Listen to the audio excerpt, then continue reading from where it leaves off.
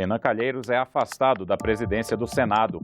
Proposta que atualiza a lei do abuso de autoridade pode ser votada amanhã. Senado analisa novas regras para licitações. Congresso se reúne para terminar de votar a Lei de Diretrizes Orçamentárias. E tem início a 10ª semana de valorização da pessoa com deficiência. Boa noite. O ministro do Supremo Tribunal Federal, Marco Aurélio Mello, concedeu liminar para afastar Renan Calheiros da presidência do Senado. Ele atendeu ao pedido do partido Rede Sustentabilidade e entendeu que, como Renan Calheiros virou réu no Supremo, não pode continuar no cargo em razão de estar na linha sucessória da presidência da República. O plenário do STF ainda vai se manifestar para dar uma decisão final sobre o caso, o que não tem data para ocorrer. A ação da rede, acatada pelo Supremo, pede a notificação do primeiro vice-presidente do Senado, senador Jorge Viana, e do primeiro secretário da Casa, senador Vicentinho Alves, para que façam cumprir a decisão. A assessoria do senador Renan Calheiros emitiu nota sobre a decisão do STF. Abre aspas, o senador Renan Calheiros só irá se manifestar após conhecer oficialmente o inteiro teor da liminar concedida monocraticamente por ministro do Supremo Tribunal Federal. O senador consultará seus advogados acerca das medidas adequadas em face da decisão contra o Senado Federal. O senador Renan Calheiros lembra que o Senado nunca foi ouvido na ação de descumprimento do preceito fundamental e o julgamento não se concluiu. Fecha aspas. Amanhã, o plenário do Senado pode votar o projeto de lei que atualiza o abuso de autoridades, a lei do abuso de autoridades. Mas senadores reclamam da urgência na tramitação da matéria. O texto define os crimes de abuso de autoridade cometidos por membros dos poderes e da administração pública, do governo federal, estados, Distrito Federal e dos municípios. O projeto em discussão no Senado atualiza uma lei de 1965 para tornar mais rígida a punição para os excessos cometidos por juízes, ministros dos tribunais superiores, promotores, delegados e policiais no exercício de suas funções. O texto define como crime de abuso de autoridade condutas que tentam impedir ou atrapalhar o exercício de direitos e garantias fundamentais, como, por exemplo, impedir um servidor público de exercer a função dele, e prevê penas que podem chegar a 5 anos de prisão, além de multas e sanções administrativas. A perda do cargo é aplicada na reincidência do abuso. A polêmica em torno da matéria é a urgência na tramitação. Os senadores estão divididos. Um grupo prefere votar ainda amanhã na ordem do dia. Outro defende que a matéria volte a tramitar nas comissões. A definição dos crimes de abuso de autoridade pode ficar para depois, especialmente da Operação Lava Jato.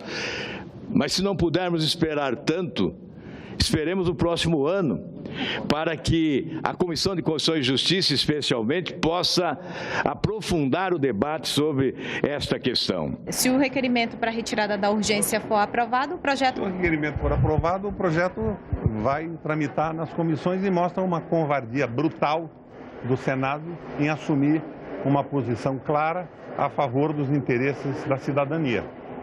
Não confundam esse projeto com o projeto da Câmara. Nada a ver. Está pronto para ser votado no plenário o projeto que atualiza a lei de licitações. O texto faz parte da Agenda Brasil, um conjunto de propostas para incentivar a retomada do crescimento econômico. Seja para comprar o pó do cafezinho ou para construir uma usina hidrelétrica, o governo é obrigado a seguir algumas regras. Hoje, essas normas de licitação estão espalhadas em várias leis. O projeto aprovado na Comissão da Agenda Brasil organiza toda a legislação. A lei, na verdade, condensou essas legislações, aperfeiçoou algumas novidades em um único instrumento, que, claro, vai facilitar a vida do dia a dia do gestor que milita com licitação pública. O texto traz algumas novidades. Ele permite, por exemplo, que uma mesma empresa fique responsável por várias fases de uma licitação, do projeto básico, que traz informações iniciais sobre uma obra, até a construção propriamente dita. Mas a chamada licitação integrada só vale para projetos acima de 20 milhões de reais. Qualquer risco para a entrega daquele objeto contratado é por conta do contratado. Então, você se livra de eventuais aditivos.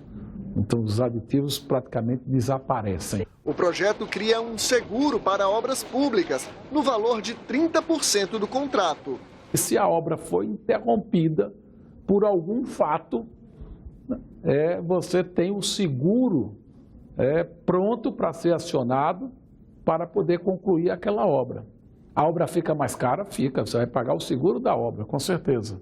Mas você tem a garantia que a obra não é interrompida. E tem mais, o texto cria um seguro adicional para garantir o pagamento dos direitos dos trabalhadores.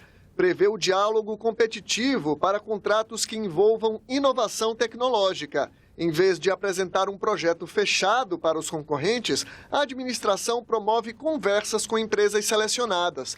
E elas é que vão apresentar soluções ao poder público.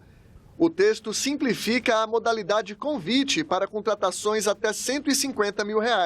Nesses casos, o governo pode concluir uma licitação em até 3 dias. Na modalidade registro de preços, as empresas ficam obrigadas a atualizar a cada ano os valores dos produtos que pretendem vender ao poder público. O texto também atualiza os valores para a dispensa de licitação.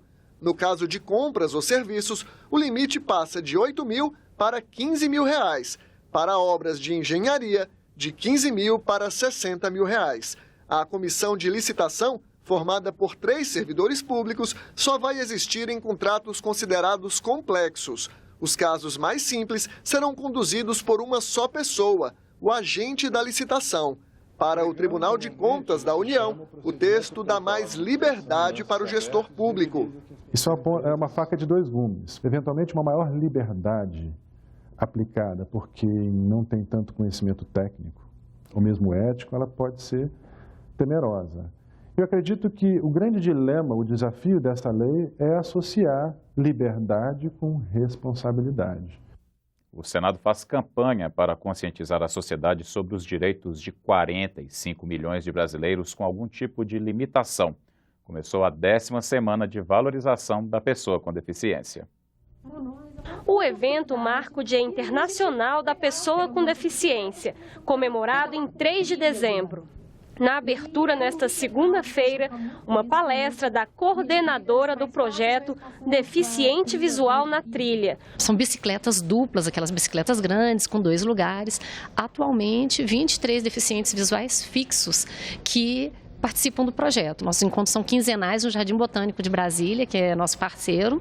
Lá a gente se encontra, tem um momento de integração, a gente forma as duplas, aí sai para a trilha, pedala em trilha. Na volta, a gente tem um grande lanche. Outras atividades estão previstas até 9 de dezembro, sexta-feira. O evento gratuito é aberto à população e as inscrições devem ser feitas pelo e-mail acessibilidade@senado.leg.br. Nós vamos ter nessa semana várias ações que são oficinas, que são cursos que buscam dar ao servidor que não é deficiente, por exemplo, e ao público, né, que queira participar, já que o evento é aberto, uma visão um pouco mais clara, né, de como atender, por exemplo, a pessoa com deficiência. 9 vetos presidenciais estão na pauta da sessão do Congresso marcada para as 11 da manhã desta terça-feira. Mas a maior expectativa é pelo término da votação da Lei de Diretrizes Orçamentárias, a LDO. Faltam ser votados 3 destaques aprovados pelos parlamentares. O texto base da LDO para 2016 autoriza o governo federal a fechar o ano com um déficit de 139 bilhões e prevê um crescimento de 1,2% no Produto Interno Bruto, o PIB. O texto foi aprovado em agosto, mas ficaram faltando 3 destaques para votação em separado. 2 deles tentam evitar que recursos para a área de ciência e tecnologia sejam contingenciados. O outro retira do texto um dispositivo que permitia ao governo mudar a destinação de até 20% dos recursos do Programa de Aceleração do Crescimento. Senadores e deputados também deverão analisar 9 vetos presidenciais a projetos aprovados pelo Congresso.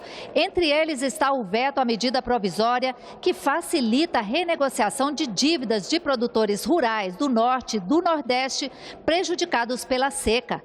Um dos itens vetados autorizava o governo federal a repactuar dívidas de cooperativas agropecuárias contratadas até 2010 com o PRONAF, o Programa Nacional de Agricultura Familiar. Também estão na pauta projetos de lei que liberam recursos para reforçar o orçamento de programas e ações do governo. Dentro desses recursos extras estão 300 milhões para o programa Farmácia Popular do Ministério da Saúde e 95 bilhões para o Banco Central. Você terá outras notícias a qualquer momento na nossa programação e também na página da TV Senado na internet. Encerramos esta edição com imagens do Senado iluminado de laranja, como parte dos 16 dias de ativismo pelo fim da violência contra a mulher e também pela campanha de prevenção e combate ao câncer de pele. Obrigado pela companhia, boa noite e até amanhã.